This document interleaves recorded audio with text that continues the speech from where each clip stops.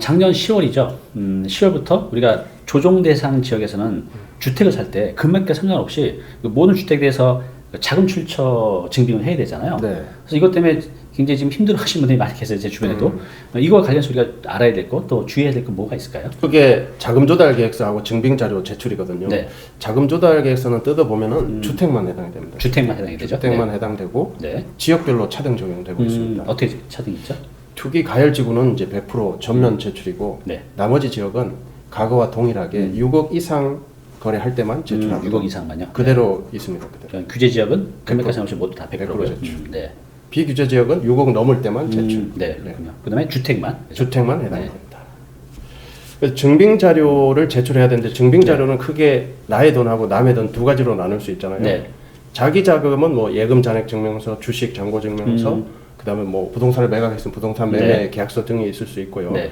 남의 돈 증빙 자료는 부채, 은행 차입금, 대출, 뭐 대출 신청서, 네. 뭐 또는 이 전세를 줬으면 전세 보증금 이런 그 임대차 계약서 네네. 그런 게 있을 수 있겠습니다. 그렇군요. 네. 특이하게도 두 번째는 네. 법인에 대한 강화인데요. 법인은 기존에 법인이 주택을 구입하면은 네. 그냥 일반적인 법인에 대한 일반적인 사항만 제출하면 됐거든요. 네. 근데 법인의 경우에는 네. 주택 취득 목적도 이제 제출해야 되고 네. 특수관계 여부까지 제출하게 되어 있습니다. 일반 거래보다 법인이 더 아주 조금 더 복잡하네요. 까다롭게 했죠. 그리고 이제 법인은 네. 자금 조달 계획서를 역시 제출해야 되는데 조건이 없습니다. 금액도 상관없어요. 그래요. 거래 지역도 상관없어요. 100% 제출. 100%다 법인은. 네, 그렇습니다. 법인의 투자를 좀 막으려는 의도인 것 같아요. 그죠? 강력하게 보이고 있습니다. 네. 이렇게 능력이 되시는 부모님들 보면 이렇게 본인의 부동산을 네. 자녀가 본인의 부동산을 담보로 해서 은행에서 이렇게 대출을 받는 경우도 있고 또 부모님이 이제 상가가 있어요. 그럼 이제 자녀한테 무료로 월세를 안 받고 무료로 이렇게 주는 경우도 있잖아요. 네, 그렇죠. 이런 거 관련해서는 세금이 어떻게 적용이 되나요? 세금이 개입이 되는데 이 부분은 좀 특수 분야라 모르시는 분들이 많더라고요. 네, 그럴 것 그래서 같아요. 일단 먼저 네. 담보를 제공해줘서 부모님께서 부동산을 담보로 제공해줘서 자녀분이 은행에 가서 이제 싼 이자로 대출을 받게 되면은 네. 세법에서는 네.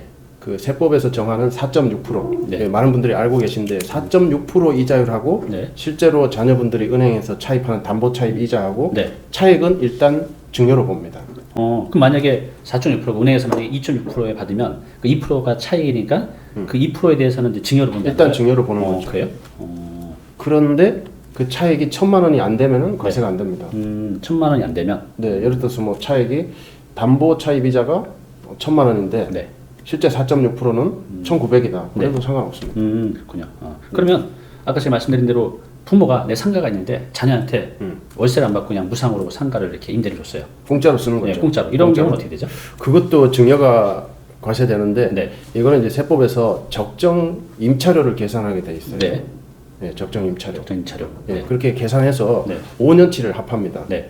공짜로 썼을 때 얻는 이익을 5년치를 계산해가지고 그게 1억이 넘어가야 됩니다. 1억이 넘게 되면 그걸 이제 증여로 보는 거죠. 그렇군요. 근데 뭐 현실 세계에서는 5년치가 1억 넘어가는 경우가 그렇게 흔치 않더라고요. 그렇죠. 네, 뭐 비싼데 아니면 이제 그렇죠. 흔치 않을 것 같아요. 네. 비싼데. 알겠습니다. 그래서 제가 따져봤어요. 네. 얼마짜리면은 이게 면세가 되나 따져보니까 네. 공시가격 기준으로 한 13억? 13억 정도. 13억까지는 공짜로 써도 괜찮다. 이런 결론이 나오는 거죠. 글쎄 서울에서 물론 큰 거 말고는 흔하지 않을 공시가 것 같아요. 공시가 13억이면 한 20억 되는 그렇죠. 거죠. 네. 우리가 이제 부모 자식 간에도 부동산을 사고 팔 수가 있잖아요. 네. 근데 부모 자식 간에도 돈을 빌리고 받을 수 있죠. 그렇죠. 금전 거래도 뭐 일단 민법상의 계약 자유 원칙에 의해서 할 수가 있는 거죠. 이렇게 부모 자식 간에 돈을 빌리고 받을 때 뭐 이것도 뭐 세금적으로 이슈가 있나요? 뭐 그냥 자유롭게 해도 되는 거 아닌가요? 자유롭게 하셔도 되는데요. 네. 역시 여기도 4.6% 네, 세법에서 정하는 그래요? 법정 이자가 있습니다.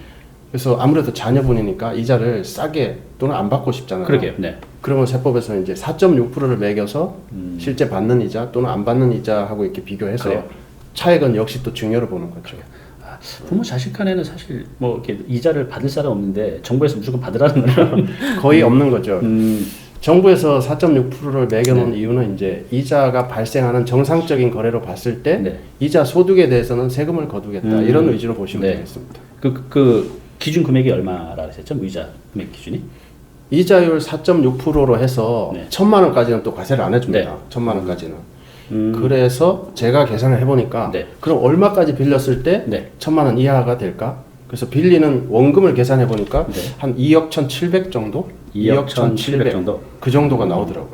그러면 만약에 거의 2억 1,700까지는 문제가 없는데 막 한 3억, 뭐 4억을 빌렸다. 이렇게 되면 이제 어떻게 되는 거죠? 2억 1,700까지는 이자를 안 줘도 되는데 3억을 빌렸다. 네. 2억 1,700까지는 이자를 안 줘도 되는데 3억을 빌리셨다. 네. 그러면은 이자가 발생하겠죠. 그래요. 그래서 3억에 4.6% 하면은 1,380만 원 정도 나옵니다. 네. 그러면 1,380만 원에 대해서는 과세가 되는 거죠. 그러니까 그것도 이제 그 금액이 보통 이제 틈틈이 계산한 거에 따르면 2억 1,700 네. 정도까지 괜찮고 그게 초과되는 것에 대해서는 세금이 발생이 되겠네요. 발생이 되는 거죠. 그래서 2억 1,700까지는 차용증 써도 사실 이자를 안 줘도 문제가 없어요. 그렇군요. 2억 1,700까지는. 근데 대표님이 말씀하신 대로 3억을 자격증을 쓰고 이자를 안 줘버리면은 4.6%에서 1,380에 대해서 이자 소득세를 물리는 거죠. 그럼 증여세를 물려버리는 거죠. 증여세들요. 네. 그럼 그 이자는 그 빌린 사람이 빌려준 사람한테 매달 통장으로 이렇게 입금이 돼야 되겠네요. 인정이 되죠. 그래야 입금이 인정이 되고, 되는 거죠. 네, 입금이 되고 이자 소득세까지 신고하고 소득세까지 납부까지 해야 100점짜리가 되는 거죠. 그렇군요. 이거 복잡하네요. 부모 자식한테 돈 빌리는 것도. 이자 주고 세금 잘 내면 괜찮습니다. 네, 알겠습니다.